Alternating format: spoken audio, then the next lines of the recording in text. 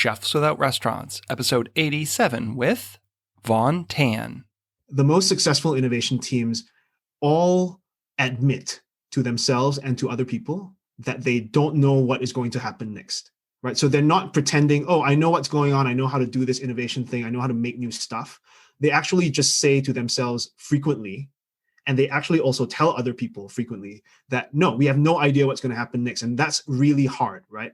It's hard to admit that you don't know, and it's hard to tell other people that think you should know that you don't know. But that's the secret. That's the uncertainty mindset, if you want to call it that. Because the moment you admit that you don't know what's going to happen next, you instantly become capable of figuring it out. Because you don't have to pretend that you know what's going to happen and how you're going to do it. You can simply say, I don't know. I'm going to ask the right person. I'm going to try something that might fail. And if it doesn't fail, then I'll build on that. It's like a really powerful thing. But every single one of the good teams that I've been to, restaurants or not restaurants, absolutely have this mindset. It is the one distinguishing thing that connects all of them. This is the Chefs Without Restaurants podcast with your host, Chris Spear. Each week, I'll be speaking with food entrepreneurs and people in the culinary industry. If you're interested in learning more about our organization dedicated to helping people build and grow their food businesses, look us up on the web at chefswithoutrestaurants.com and .org, and on Facebook, Instagram, and Twitter at Chefs Without Restaurants. Now, enjoy the show.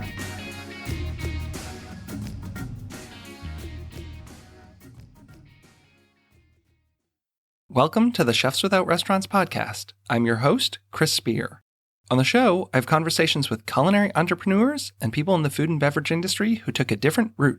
They're caterers, research chefs, personal chefs, cookbook authors, food truckers, farmers, cottage bakers, and all sorts of culinary renegades.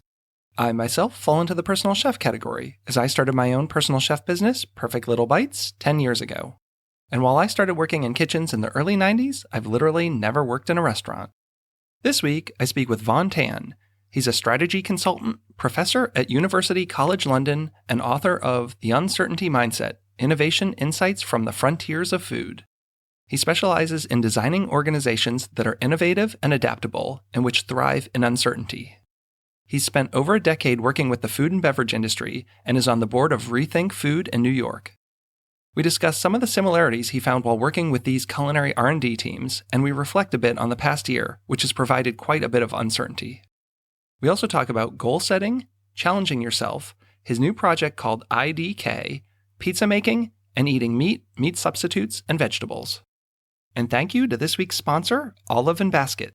With more than 30 each oils and vinegars, Olive & Basket is my go-to for specialty food items.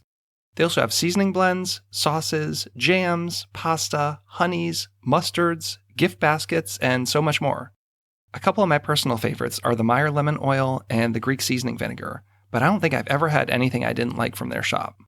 Sharon and Cindy do a great job curating a wide selection of items that are loved by both professional chefs and home cooks. Located in Frederick, Maryland, their shop is at 5231 Buckystown Pike, but you can also order all their products online and have them shipped directly to your house. Go to oliveandbasket.com, and the link is in the show notes. And now, on with the show. Thanks so much for listening, and have a great week. Hey, welcome to the show. Thanks so much for coming on. Thanks for having me. Great to be here. I'm really glad we could catch up. It's been just about a year now since I saw you in person in Philly.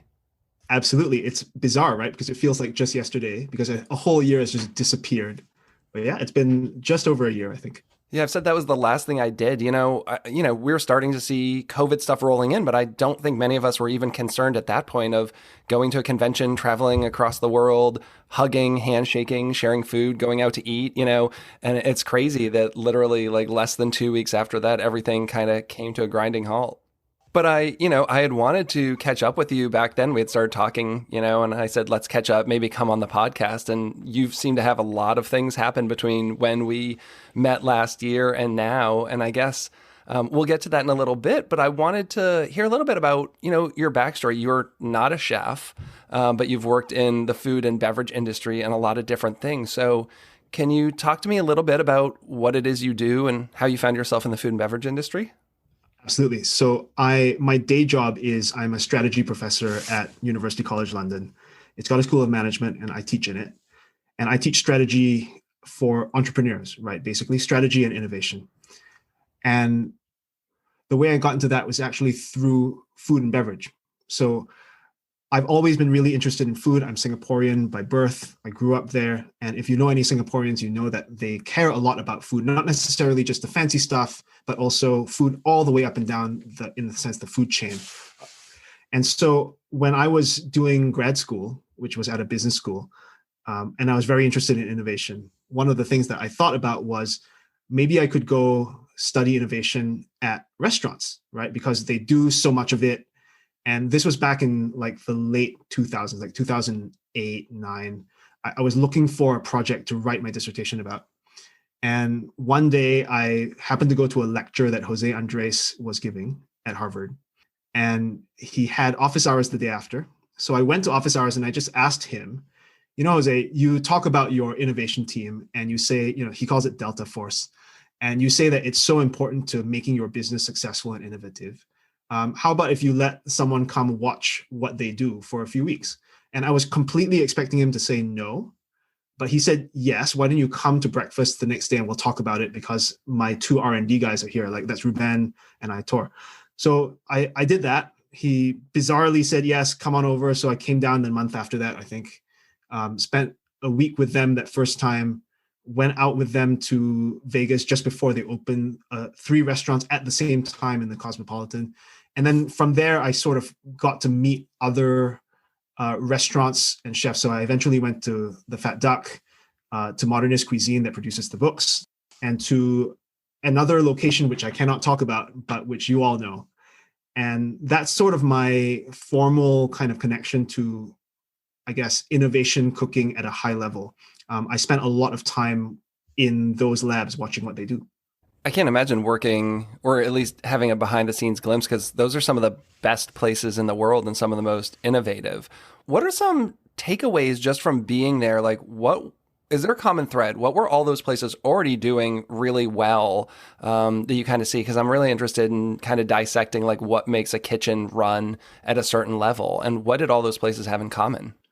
That is an extremely good question. I think this goes to something which I talk about in the book a lot, but I'll just kind of like extract kind of the top level points, right? I think the most important thing that all of them do is something that maybe is a little bit unexpected because probably nobody talks about it in quite this way. All of the most successful innovation teams that I've seen, and this is not just in restaurants, but it especially is true in restaurants, the most successful innovation teams all admit to themselves and to other people that they don't know what is going to happen next, right? So they're not pretending, oh, I know what's going on. I know how to do this innovation thing. I know how to make new stuff. They actually just say to themselves frequently, and they actually also tell other people frequently that, no, we have no idea what's going to happen next. And that's really hard, right? It's hard to admit that you don't know. And it's hard to tell other people that think you should know that you don't know. But that's the secret. That's the uncertainty mindset, if you want to call it that. Because the moment you admit that you don't know what's going to happen next, you instantly become capable of figuring it out. Because you don't have to pretend that you know what's going to happen and how you're going to do it. You can simply say, I don't know. I'm going to ask the right person. I'm going to find the right person to ask. I'm going to try something that might fail. And if it doesn't fail, then I'll build on that. It's like a really powerful thing. And then we can talk about what concrete stuff that they do. But every single one of the good teams that I've been to, restaurants or not restaurants, absolutely have this mindset. It is the one distinguishing thing that connects all of them. And then you went on to write a book called The Uncertainty Mindset. Did you know that you were going to write a book? Like, when did you have the idea to write this book? Why did you want to write this book? And how did it come about? I guess there's a few questions there. It's a great question, which I can talk about at length. I think when I first went into these restaurants, I had worked in restaurants, not a lot, but off and on the floor, not in the kitchen. And so I knew that restaurants were really interesting, fun places to work in, be in, obviously, if you're a guest, but also that they were really interesting from an organizational perspective, right? Like I teach at a business school. I care about how you organize teams to be good.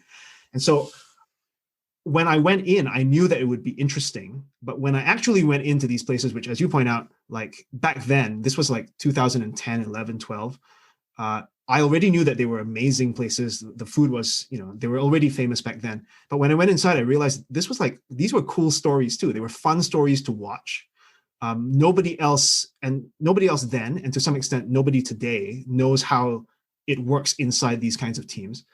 And so I think maybe about 2 or 3 years after I finished doing the field work, I started thinking, I can write all these papers, which we're supposed to write. I'm not very good at them, but I want to tell stories, right? So that's where the book came from. It took a really long time to get the book out. And that's part of the uncertainty of all of this stuff that happens.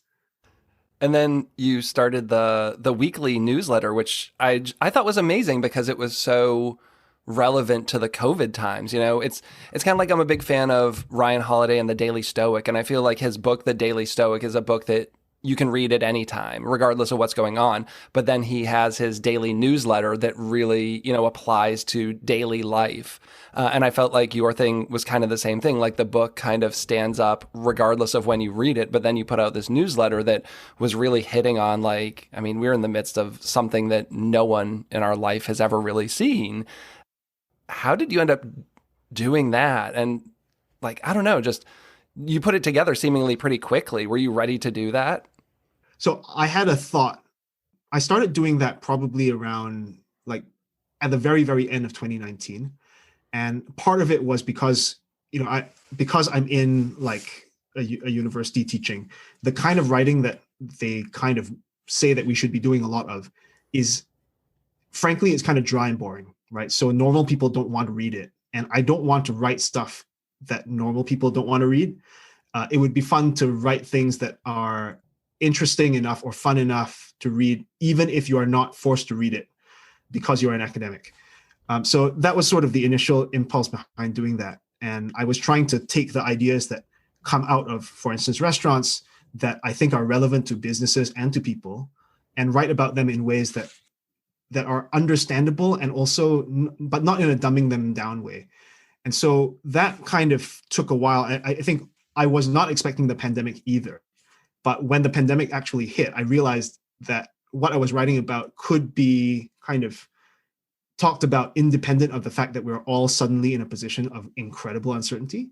Or I could write about how we're currently in a position of incredible uncertainty and talk about the ideas I was trying to talk about anyway. And then that's what I ended up doing for the rest of that year. Did you get any feedback that it was almost, I don't want to say too optimistic, but I find there's a couple different camps during the pandemic. I personally have had a pretty good year, and it's hard to say that. I don't think people want to hear that, but it's I'm healthy. No one in my family was affected by COVID. I had some ups and downs with my business. I pivoted a lot, and I still believe a lot of good things can come out of this. But nobody really wants to say that. Nobody wants to hear that. There's a lot of talk about toxic positivity, but I do feel that if you are open to observing how things are, where they're going, you can make some really great changes. And I don't know, what was your feedback? Was everyone receptive to the things that were coming out in the newsletter, or did you get any negative pushback, or any thoughts on my comments here? I have lots of thoughts about your comments. So I've actually also had, I don't know if you would say, I definitely wouldn't say that I would want what happened in the last year to happen again. Absolutely but not. At the same time, no, absolutely. I don't think anyone would say that. But at the same time, it's also, like you said as well, not been a totally bad experience, right? It forces you, not just gives you an opportunity, it gives you an opportunity to try things that you would never have done before if the situation were normal. And not only does it give you the opportunity, it forces you to do it too. So I'm doing all sorts of things that I would never have done, because before, why would I have done them? And suddenly, now that you're in a pandemic year, you're doing things that would not have made sense before, but you were forced to do them. That's kind of nice. Was there pushback? Actually, it's interesting. At this point, I think several thousand people get the newsletter whenever I send it out. I haven't sent it out for 3 months because I've been buried in a different project. But whenever I sent them out, I actually really got only feedback from people that was positive. It was very strange. I was not expecting it. And I think it's because I was trying very hard to be realistic about what the situation was, rather than being, oh, this is going to end really soon, or also trying not to be, this is the end of the world. Because there was a time when I think there was really that chance it could have been maybe as bad as that. I was just trying to be realistic and not unrealistically optimistic or unrealistically pessimistic. So maybe that's why it was okay.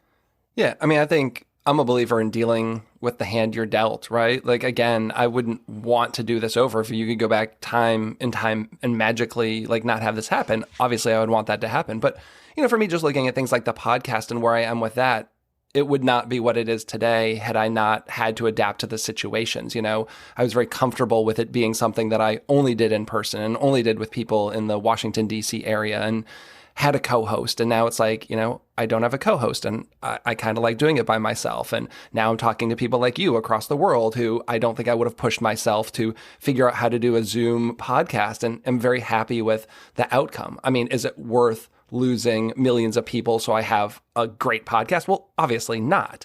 But, again, I'm just trying to cope with things the best way I can. And so I think your newsletter gave me like some glimpses of hope, and it was really interesting just to kind of put it in perspective. And I think you accomplished your mission of reaching people who weren't academics, because, that would be me. I love to read and dig into things, especially in the nonfiction segment, but I'm not someone who would read like an academic paper. Like, I don't go through like professional journals and read them. But I think both your book and your newsletter was very approachable and would share it with tons of people. I was always sharing it on, my Facebook and my Instagram. So I think you accomplished that there. Well, thanks for saying that. That's really nice to hear. Frankly, nobody will really admit it, but very, very, very few people will read an academic paper just for fun. I think actually what you were saying, dealing with the hand that you're dealt with, I think is a really, really good kind of way to talk about, in fact, what a lot of these restaurant teams that I looked at were so good at doing, right? Like, they're not pretending that they know more than they actually know. They're not pretending that they have more resources than they actually have. They're simply looking at what they do know and what they don't know, what resources they do have and what they don't have, and figuring things out based on that. And so I completely agree that nobody would wish for millions of people dead. And, the economic devastation that COVID has wrought is massive. We don't wish for that, but it happened, right? So do you just say, I'm just going to not find ways of changing what I do and who I am so that I can at least adapt? No, absolutely. You shouldn't be saying that. You should be trying to figure out how to be a new person in this new world, because the world has changed. There's no going back to what happened before. And I think that mindset, again, of simply saying, we don't have to simply assume that we have to always be the same people or the same kind of organization as the situation changes. That's also something which all of these very successful innovation teams were really good at doing. They were not the same from, even if I went back to them a few weeks later, things were changing. Like, the roles that people play in their teams were changing. The way they thought about what good or what innovation was in their restaurants was changing. Some of them completely changed their idea of what cooking is and what food could be from year to year, right? And it's that, that there's this idea in a lot of religions, actually, of not being bound by attachments that have expired. There is something very similar to that, where a lot of the most successful people who are most creative and adaptable and innovative and all that other stuff, they're also the happiest because they're not simply clinging on to something which is no longer there, right? So, I hear everything you're saying, and I agree with it completely. Well, what is it about uncertainty? I guess it's fear. Why are people so resistant to change?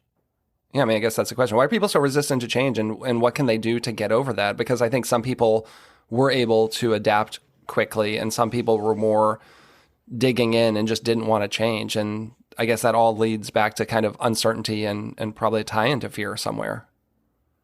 Yeah. So what is it about uncertainty that makes it so difficult? I think maybe a good thing to do, being mindful of time, is I'll just say what the difference is between what people normally think uncertainty is and what it actually really is, right? So most of the time when people talk about risk and uncertainty, they usually use the two words more or less interchangeably. But actually, what risk is when you know all of the possible things that could happen, you know how likely each one of those things is, you know how much you want each one of them. And then if you know all those things, you can, of course, decide, I'm going to take this action because it's likely to result in this outcome, which I really want. And that's how we normally think about things like cost-benefit analyses, right? Whenever you do a business plan, you usually are thinking in this risk mindset. But uncertainty is not like that. Uncertainty is when you don't know what all the outcomes might be. You don't know necessarily all the actions that lead to them. You don't know how likely each one of those actions will be to produce those outcomes. And in many cases, you don't even know how much you want the outcome. In that kind of situation, it feels very much like you're adrift, right? Like you have no anchors, you're not like connected to things. Like, how do you make decisions? I think it's actually when you admit it to yourself for the first time, it can be quite terrifying. And I think that's part of the reason why people are so averse to uncertainty. But I think there's two things just to kind of close the thought. You mentioned that people are afraid of not knowing, and I think that's 100% true. They're also, and this is not afraid, I think, this certainly is true for me, and maybe it's true for other people as well. I think we are generally, as humans, really happy when things are stable, and we become uncomfortable when things change, right? So when you're looking at an uncertain situation, there's two things. One of them is fear of not knowing what to do and how to do it and whether or not you should be doing it at all.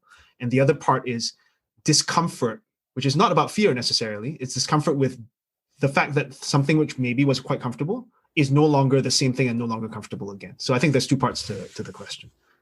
I suppose there are ways you can kind of practice maybe getting used to being uncomfortable. Is that right? I mean, is that something you can do and I guess get better at? I love your leading questions because you know exactly what it is that I've been working on. I think so, yes. So before I show what I've got in my hand, because that's also funny with cards, one thing which, again, I'll go back to examples from all of these very successful restaurant innovation teams. They all practiced being in a situation of not knowing and being in a situation where things were changing, right? So exactly to what you're saying, it is really hard to be okay with the fear of not knowing and also be okay with the discomfort of change. But the more you expose yourself to situations where you don't know and to situations where things change, the more comfortable you are with not knowing and with change. And the other thing about that is if you expose yourself to situations where you put yourself into uncertainty or you put yourself into change, and the result is beneficial, it causes you to grow or you get to something nice or you just benefit in some way, you start to associate uncertainty and change not with, oh my God, I don't know what's going to happen, what am I going to do, or suddenly my comfortable existence is changing, what will I do about that? You suddenly start to associate it with learning, adventure, and fun, right? Which is actually what we all want. And this is what all those teams did. Like they would always put themselves into situations where they didn't know what to do. It would be terrifying and stressful for a while. But if you make it through that, you've got this feeling of like, I did something which before I didn't know how to do at all. There's that learning thing. And, if you cook during service, there is a kind of an analogous adrenaline rush, like it's a really, really, really busy night. Everyone in the kitchen is kind of in the weeds, but things have not seriously spiraled out of control, right? Everything is happening. It's like really, really stressful, but you somehow manage to like make it all the way through. And if you make it all the way through, at the end of service, you've got like an amazing adrenaline rush from having pulled off something that you thought would have just crashed and burned. This is the equivalent for personal growth and learning or team growth and learning. If you keep on putting yourself in situations that create fear for you or create discomfort for you, but you make it through and you learn, you realize it's actually not that scary. It's not that uncomfortable. And the benefits are actually really quite great. So the thing which you were pointing me to was this thing, which maybe people can't see because there may not be a video, but it's a deck of cards that's really just a tool for people to put themselves in situations where they don't know. But these situations are gradually designed to increase in the level of discomfort that you expose yourself to. And they're all designed to help you grow as a person, right? And I think you absolutely can develop the ability to be uncomfortable, not know, develop the ability to change, for sure. So you put together a deck of cards that give people challenges of things to do to get them more comfortable with being uncomfortable? Yeah, for sure. It's a deck of, I'm trying to decide how many cards because that's part of the production question that I'm trying to solve at the moment. But it's basically a deck of cards that has a very ambiguous instruction on each one that you can choose to follow or not. So, I mean, obviously this only works if you choose to do it, but none of them are binding. You just do it if you want. And the idea is each one of these instructions is very, very open-ended, but in some ways quite specific. And it's specific in that it's forcing you to do something which you either don't know, don't currently like, or don't know how to do yet. Because when you do it, you might realize that something which you thought you didn't like, you actually do like, or something that you thought you didn't know how to do, you now know how to do. So they're designed to sort of gradually step up the game for you. And every time you step up, if you manage to step up, you learn. If you don't manage to step up, you move to the next card and you try something else. So it's kind of like a game that you play by yourself, against yourself, for yourself. I love that. I want to try that. You know, I'm someone who I have always self-identified as an introvert. So things like this are really hard for me. Like this podcast, you know, I'm someone who wanted to just like cook in a kitchen and do my thing. And then as you build and grow your business, getting comfortable with things like, you know, reaching out to a client or telling someone you can't do something. Like, I don't like to say no. Or now with the podcast, reaching out to someone who might be a big name guest, like sending someone a random email or DM and who you admire and saying, would you come on my show? Like, that's not something I'm still even comfortable with. It's getting better. You know, it was like when I started my business, I joined the Chamber of Commerce and remember going to that first mixer where there was like 200 people in the room and I didn't know a single one of them, and, you know, needing a drink before I go and start talking to people and giving them my elevator pitch, and then getting better and better. And as I would go every month, I made myself go to everyone and just start finding new people, because that's not me. I'm the person who always went to the party and stood in the corner and was kind of quiet. So, you know, I've been trying to get better at that. And now people say, I can't believe you're an introvert. Like, you always talk about all these things, you know, and your business and the podcast and having great conversations, but that doesn't come naturally to me. Even now, you know, if I want to pitch a publication on, you know, getting a recipe in there, there's that cringe inducing moment of like, should I be emailing this, you know, editor of this magazine? Like, what if they say no? But then remembering like, oh, what if they say no? Like, it's not a big deal. It's not like someone cut my finger off, you know, it's just like, it's a no, and getting comfortable with hearing the no's and getting comfortable with the rejections. And I've never had actually any bad rejections or reactions to any of that, but that thing inside you that keeps you from stepping outside your comfort zone. 100% agree. I think what you are describing is you've already been doing these things, right? So what you are describing, if I heard correctly, is there are things that you now do which now are, I mean, you still are slightly uncomfortable with them, but you are totally able to do them. And maybe 2, 3, 4 years ago, it would have been something that you required, for instance, alcoholic lubrication in order to be able to do. And now you don't need it anymore. And not only that, now you're better at doing it than you were before. It's exactly this idea of, you know, you're gradually stepping up your ability to do things, but the kind of the meta ability that's even more important is you're gradually stepping up your ability to do something which makes you uncomfortable, because, and this I think is a really important thing, it's only when you are doing something which you don't know how to do that you are actually able to learn and grow. That's definitional. If you already know how to do it and you're super comfortable with it, you're not learning anything.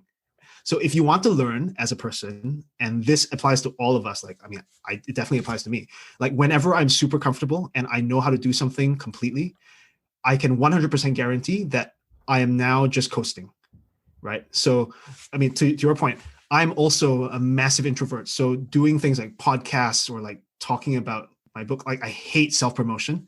And so it's been kind of an interesting experience to force myself to do these things. And part of that was writing the newsletter, right? The idea that I would ask people, sign up for my newsletter, like, listen to what I have to say. That would have been anathema 3 years ago. And it was really, really hard as well. Yeah, when people unsubscribe from your newsletter, it's still like, oh, you know, and just getting, you know, comfortable with that. But, you know, the digital age has kind of made this both better and worse. You know, like before, if you know, wrote a book and you put it out in the world, like, it would get reviewed by a handful of people, and that's what it was. But now, like, we've given everyone a forum, so now the feedback of like, there's 4,000 reviews on Amazon and everyone commenting on your blog post and whatever. And if you're someone who's already not comfortable with criticism and putting stuff out in the world, I think it's even harder now. Yeah, I think it is both harder and also, in a weird way, less hard, right? Because it is harder because now, like you said, you put something out and then instantly anyone who wants to can just like basically take a look at it and like, you know, brick it or whatever. But I think the other thing that kind of is very freeing, which I also discovered through the newsletter, is stuff that's boring and bad and crappy that people criticize, it's like you throw a rock into some water, there is a ripple for a few seconds, and then it vanishes. It's like the fact that people will always criticize, but now it's so transient. You might as well just do it, because if it's great, it will continue and it will live. If it's bad, people will forget about it in like, not even days, like hours, minutes. It'll just be gone. And that's okay. Do you set goals, and do you have any big goals for this year? I definitely set goals, and I miss most of them. Yeah, and I was wondering if you're someone who believes in uncertainty, like what goal setting looks like. Do you keep your goals flexible, I guess? Yeah. And another great lead in, Chris. So I do believe in goals, and there are some goals that are really, really concrete, right? Like, so for instance, if you have to move out of your apartment or house because your lease is up, you got to get a new place to live by some particular date. So there are some kinds of things that I do set goals for that are super concrete. But then I think and this I think comes back to the thing that we all care about, which is how do you set goals for things that you don't know about yet? Like, how do you set innovation goals?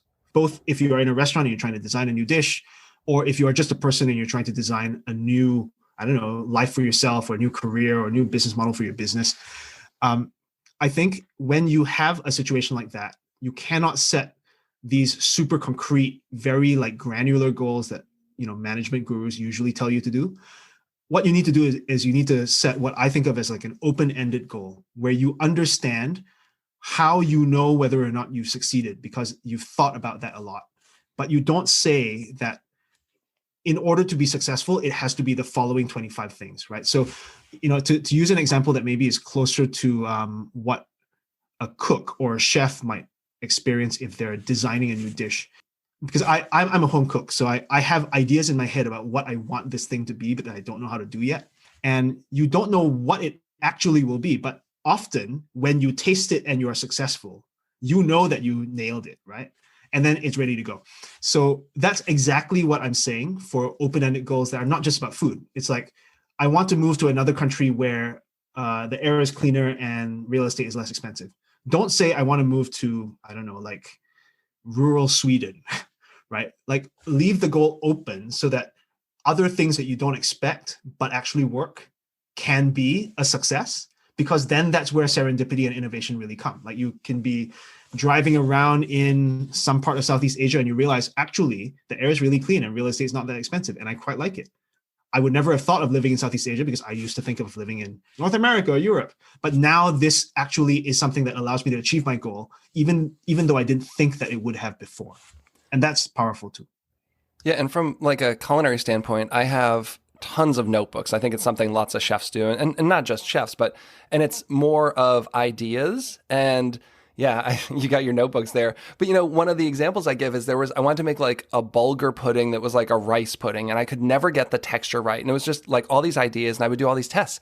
And after a couple of years, I just tabled it. And it wasn't until Alex Talbot had posted a method on Ideas in Food where he did like his 3-minute risotto where he ramenized it by like soaking to prehydrate and using some baking soda. I was like, that's it, right? Like, I was like, if I soak the bulgur in water for 90 minutes with baking soda, that will tenderize it, making me able to cook this super quickly. But it was something that I'd worked on for years, and I just couldn't get it because it would always scorch on the bottom. It was just like a big mess, and the bulgur would be chewy. And it was just like having the ideas, testing a few things out, and then just like tabling it, and then being open to looking around. And when I saw that thing, like, I could just put it together and say, like, I know this is going to work. Even without trying, I'm going to make it, but this is going to be the key to my success, and kind of just being open to those kind of moments. Yeah. I'm nodding really vigorously, because that idea of openness only comes when the goal itself is open-ended, right? So if for instance, you decided that your goal in making the bulgur pudding was that you were going to do it in a particular way, which is what normally goals say you need to do, then perhaps when you read Alex's post on Ideas in Food, which is an awesome website, you might not even have thought about the possibility of applying that method to your problem, because you had closed off all of the roads that could have led there successfully. because you decided that the only roads that could lead there were the few of them that you tried and it failed, right? So the open-endedness, I think, is super important. And it's because it precisely gives you the opportunity not only to find a way of defining success that you didn't expect before because you didn't know about it, but it also allows you to find ways of getting to that successful point that you may not have expected. And it gives you the ability to see something that might work and realize that it could work because you're open about all those possibilities. And sometimes you just miss it. You don't even realize, there's like that was a blog post. And, if you don't read the website for a couple of days, you miss it. And then it's kind of like one of those missed moments and you don't know if it'll ever happen. So there's some serendipity in there with the timing. Totally. Well, I usually ask people what are some of their favorite culinary resources. For you, I mean, it could be culinary, but what are some of your favorite things you love? Websites, books, like what do you continue to go to? That's a really good question. What do I continue to go to? So I tend not to cook from, I'll talk about food. I tend not to cook from recipes very much because I just can't bother to follow a recipe, to be honest. But I do go back again and again to read certain books about food that happen to have recipes inside. So the cookbook authors that I like, so I have a big problem with a lot of modern food writing because we can talk about that. It's a very hot topic, I think, for food writers.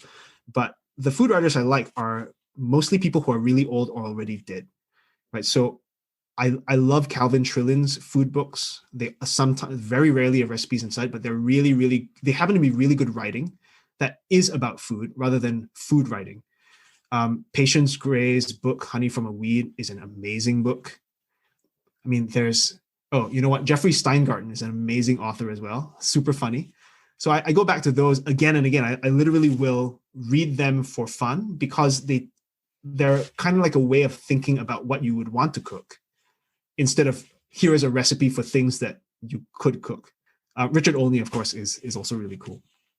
So how do you develop your recipes or come up with your recipes? So like, I know you're a pizza guy, right? Like, where's your starting point for doing things like pizza? You must have some kind of base recipes that you start with, or like how much of that is tinkering for you? You're right. I really do love pizza. It's become, so in lockdown, it was a massive obsession, right? Because it's like, what else do you do? Let's make some pizza. Yeah, you started a pizza Instagram essentially. Yeah, I did start a pizza Instagram.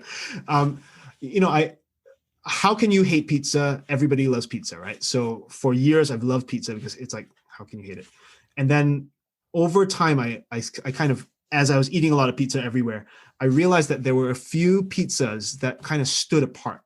Like the pizza community maybe will like excoriate me for this, but I'm not a huge fan of Neapolitan style pizza. It's kind of, if you eat it within 90 seconds after it comes out of the oven and it's perfect, it's delicious. But then you wait a little bit, it becomes soup in the middle. It's like, it's limp, not a fan. And then I was, the first time I had a pizza that just kind of blew my mind. I was in Japan in a seaside town called Kamakura. And it was a Neapolitan style pizza refracted through the Japanese lens of like really doing everything perfectly and being super refined about how they do things. And it was a Neapolitan style pizza that was incredibly aerated at the rim, slightly charred, the cornicione was perfect, but you could let it sit there for like 5 minutes, 10 minutes, and it was still crisp. It was still delicious. It was delicious in a different way, but it was not, there was nothing bad about it.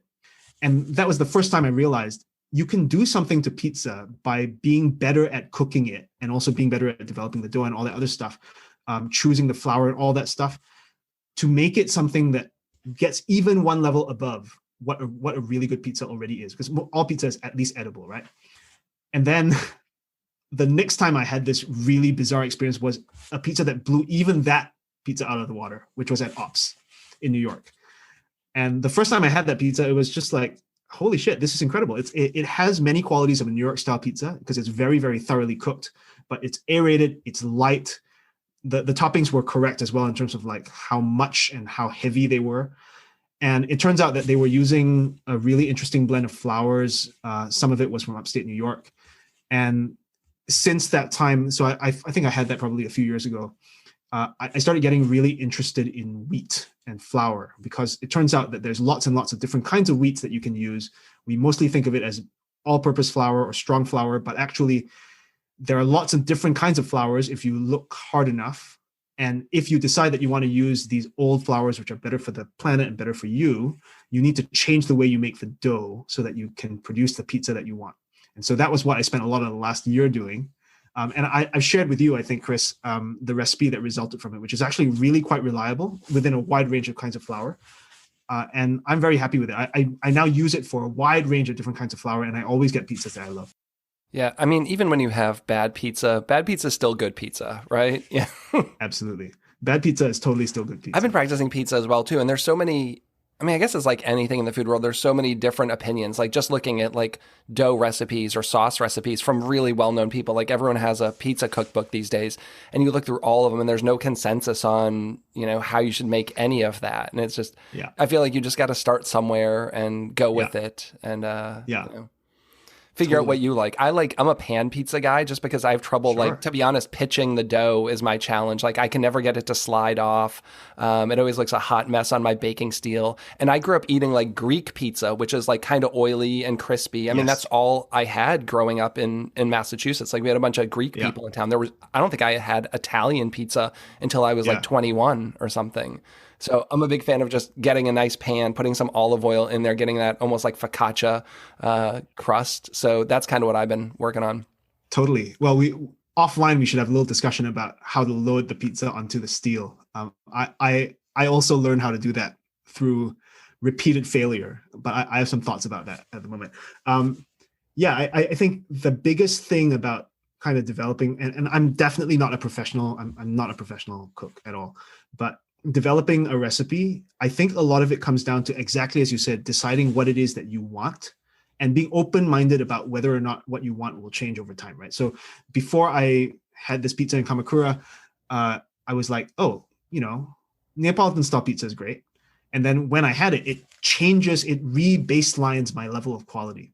And then when I had the ops pizza, it re-baselined my level of quality again. And then, of course, you find other pizzas that are at or above that level. So I think of Hail Mary in LA as being at the same level as Ops. If I'm ever in LA, I will go there. If I'm ever in New York, I go to Ops.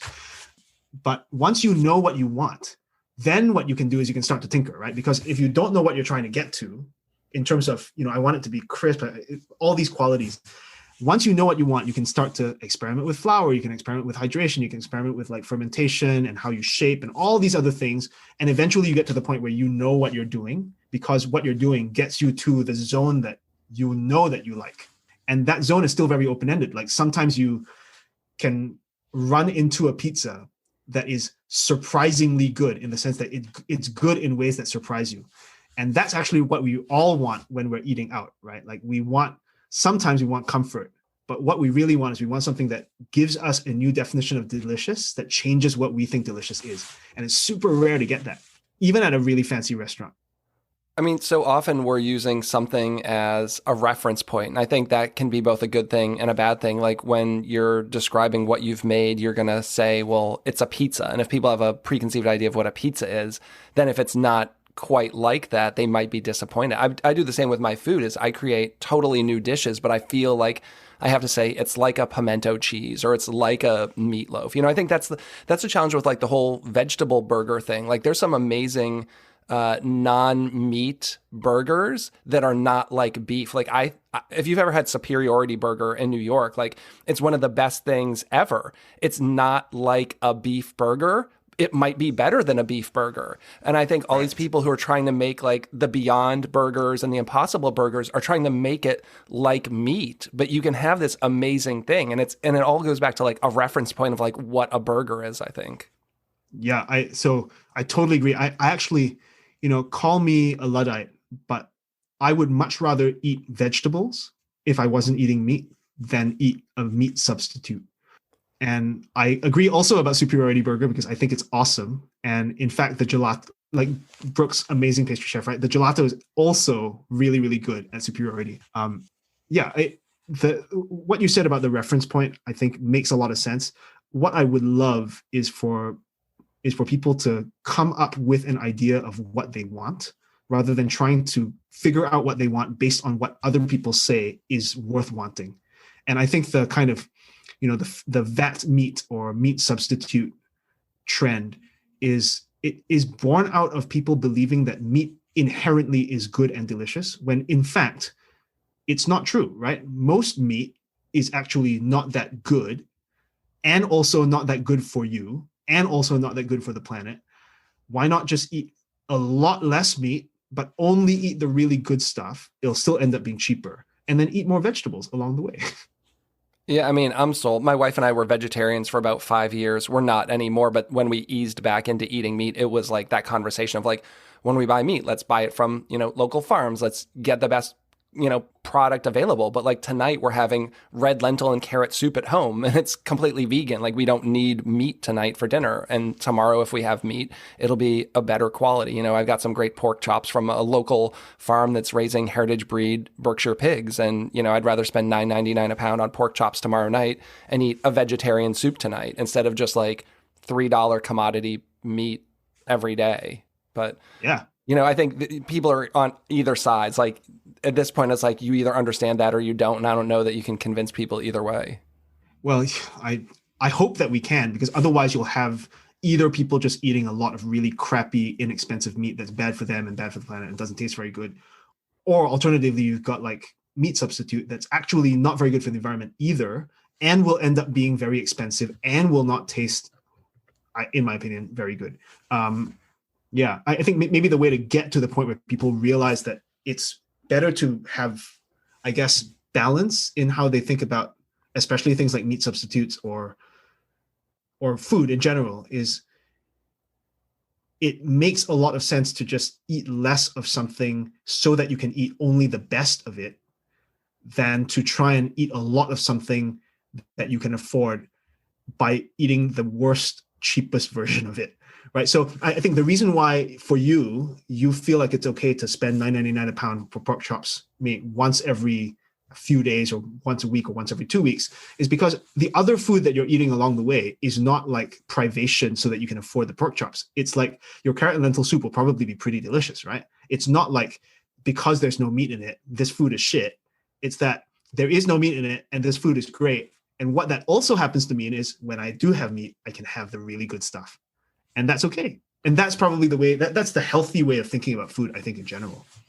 Yeah. I am optimistic. Not that we shouldn't be continuing to try and put that out in the world for people. But I do feel like, we've been talking about this. Maybe it's just because I'm in the food world for like a couple decades now. And there's still, we're moving some people a little bit, but I don't think as much as maybe we could. And I don't know if there's an easy answer. I don't think there is. There's never an easy answer. No, there definitely isn't an easy answer. And I think it's made harder by the fact that all the cheap, crappy stuff, and it doesn't matter whether it's meat or it's not meat, it's all backed by significant economic interests that want people to buy more of that stuff, right? So, if you're an amazing chef that cooks like a vegetable-centric menu, you're doing your best to show that more vegetables is not worse taste and is better for you. But can we fight against literally billions of dollars of marketing for people to buy more, I don't know, cheap meat, basically, or billions of dollars of farm subsidies so that cheap meat and cheap dairy and cheap wheat can be produced? It's like too much economic incentive for the bad stuff to be promoted, which is challenging. Are you working on any new projects, or do you have enough on your plate right now? Anything big coming up? So I've been trying to get this off the ground for like actually over a month and a half, because the production issues are, I used to be a printer, so I'm surprised by how I'm unable to solve this problem, but this is an interesting one. I've been thinking about trying to produce 2 new books, well, 3 of them. One of them will be a very small self-published one about how to make better pizza at home using only the tools that you have if you are at home. But the other 2 actually deal with things that we've just been talking about. I've been interested in natural wine and wheat for a really long time. And I think I've been thinking about trying to write a book about the relationship between how we think about eating, the way we produce things like wine and flour and other stuff, and the kind of the cultural context of eating, right? Because exactly like what we've just been talking about, the reason why we eat the things that we eat is not only because this is how they get produced, it's that the way they get produced and why we choose to eat them are all part of one sort of nexus. So we can't talk about why we eat the things that we eat without talking about the economics. We can't talk about the culture and the sociology of it. And I kind of want to do that, but in a way that's not academic, right? I want to tell some stories of interesting people who are growing really cool stuff and use that to explain why that stuff should be grown and why you should be eating it. So continuing writing, I can't imagine writing a book. Like I have written like blog posts and stuff, but just the process of writing a book seems so overwhelming to me. I guess you just have to break it off one piece at a time. Yeah. And actually what I'm thinking about doing is writing it initially as a serial thing. So I would do the work ongoing and then produce it like a newsletter. And then at the end of it, if it kind of sticks together, I'll find a way to stick it together into a book. But if not, then I've just got, 40 or 50 issues that each one of them profiles some person and maybe is fun to read. It's not too long. I'm not sure yet. This is why I've been thinking about it, because, one of the things about the last year is books take a really long time. It's like life may be too short to write books in that way, but they may be more fun and easier to read and maybe profitable if you write it in a different way. So yeah, for sure. My favorite book this last year was The Almanac of Naval Ravikant. Do you know of Naval, and have you heard of that book? I have heard of the book. I do not know Naval Ravikant because he's very famous. I haven't read it yet, but it is on there is a list on that whiteboard over there, and it's on that list. Unfortunately, not very close to the top, but I'll get there eventually. What did you like about it? Well, I mean, the interesting thing is it's literally a guy who compiled like his works. Like Naval didn't write it. It was basically someone took all of his tweets, transcribed like all these podcasts he'd been on, and just put together like a book of wisdom that was already out in the world. That's no new content. It was just this guy who worked and said, I'm going to go and I'm going to compile all of his tweets, like his tweet storm on on wealth building and all of his tweets on happiness. And then he's going to transcribe this podcast that he was on. And, Naval approved of it. I think he wrote the intro to it. It's 100% free. So if you go on, I think his name's Eric Jorgensen, on his website, you can download an EPUB or a PDF for free. You can read it in your web browser. If you want to purchase it, I think it's like $15 maybe, and you can purchase it. But if you want it completely for free, so I'm always telling people it's great, but the idea that it wasn't any new content, someone just compiled all this wisdom that was already out in the world. So yeah, go to, if you Google it, it might be the Almanac of Naval. I don't remember. I think that's what it is. I'll definitely look it up. I didn't realize it was that, actually. Yeah, and it's just really interesting that he, that's a new way of doing a book, is just like compiling the stuff that was already out there into a handy reference guide broken down into topics and subtopics. So new models of putting books out. I had thought about like at some point transcribing these podcast interviews and putting together like my own, compendium of wisdom from people in the food world. Like Tim Ferriss. Yes. That's what that book was, right? I mean, I love it. I love his books and the idea that, although he said a lot of it was the outtakes, like I think the stuff in his books were things that came out of his notebooks that actually didn't even make it to the shows. But really? Okay. Yeah, that he had kept all these notebooks on all these people. But the idea that, you can easily transcribe our conversations, and again, another big task that's like not on the anywhere near to-do list, but in my old age when I want to put this stuff out. Do you have anything you want to go over before we get out of here today? What didn't we go into? I'm sure there's a million things, but anything you really want to leave us with? Yeah, I think if I had to leave all of the listeners with one thing, it would just be that the most important part of being innovative, creative, or adaptable is admitting first to yourself and then to other people that you don't know. Simply being able to say that to yourself first and then to others will instantly change basically everything that you do to do the things that you do. So the moment you can admit that publicly, which happens only after you can admit it to yourself, like things will suddenly change. It sounds so weird and very self-helpy, but it genuinely is true. Like the moment you say, I don't know, and you are willing to admit it, suddenly you will do things differently and you will find that you're learning more stuff. Just accidentally. And that's the main takeaway. That's the uncertainty mindset. I love that. That's a great tie-in with your book. Yeah. So again, I recommend everyone who's listening, check out the book, check out his newsletter. Are you going to keep up the newsletters indefinitely? Is it something people can continue to go back to on your website? Yeah, the newsletter's been down for 3 months because I've been rethinking what it will be. I'm going to start doing different format. I think I'm going to have, I've been sitting on audio that I've recorded with some interesting people, including some chefs that people will know about. I want to have a more conversational, looser format. Some weeks it'll be audio, some weeks it'll be a bunch of photographs, some weeks it'll be an article, and it'll be less frequent.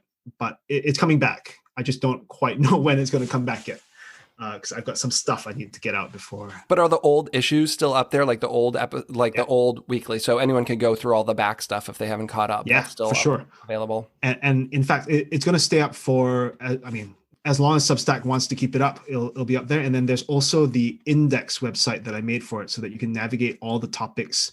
It was kind of like a weird over the holidays project that took way more time than I thought it would. But it was kind of a way to, it's actually maybe not quite like the Almanac of Vaughn, but it was a way for me to think about all the themes that were going on inside and then try and pull them out so that you can navigate by theme instead of simply going issue by issue on the newsletter. So I can send you the link to that as well. And then, yeah, I've seen that. I thought that was really helpful. You have it in the subtopics, and it actually does remind me of that book where it's kind of like, if you want to talk about this, go to this issue, this issue, this issue. And I think that's fantastic. So neat. Yeah, I'm going to leave it up. It was great talking to you. So thanks so much for coming on the show. I'm glad we could catch up, and hopefully we can maybe catch up in person at some point. Yeah, this was a lot of fun as well. Thanks for having me. And one of the things that is really interesting about the last year is we just haven't seen a lot of people in person, but maybe for you, like it was for me, we've expanded our networks bizarrely to people way far away, right? That we would never have done before, which only makes me want to actually meet those people in person even more. So I hope, maybe by 2022, yeah, it'll be possible. Sounds good. Well, the first place on our travel list is the UK. So my wife and I have been talking about that. My wife used to cook in Wales, actually, once upon a time. And she, some manor, the name escapes me. It's like this really fancy, ritzy, wow, cool. Yeah, place. And she did her culinary internship there a while ago, and we were just checking it out online. But I don't know if it's like a golf resort or something. Celtic Manor, it's called. Celtic. That makes a lot of sense if it's in Wales. It's called the Celtic Manor, and she did her culinary internship there, and she loved it. And she's like, we got to go to Cardiff and all these places, and our kids are going to be 9 this summer, so they're we're more comfortable traveling with them a little bit. Yeah. So cool. Yeah, that's one of the places we want to go and kind of spend an extended period of time out that way. Awesome. Well, if you're ever in Europe, we should at least get a drink, but probably go eat something, right? That would be fun. Most definitely. Yeah. Well, thanks again for coming on the show. And to all of our listeners, this has been Chris with the Chefs Without Restaurants podcast. As always, you can find us at chefswithoutrestaurants.com.org and on all social media platforms. Thanks so much and have a great day. Thanks for listening to the Chefs Without Restaurants podcast. And if you're interested in being a guest on the show or sponsoring a show, please let us know. We can be reached at chefswithoutrestaurants@gmail.com. Thanks so much.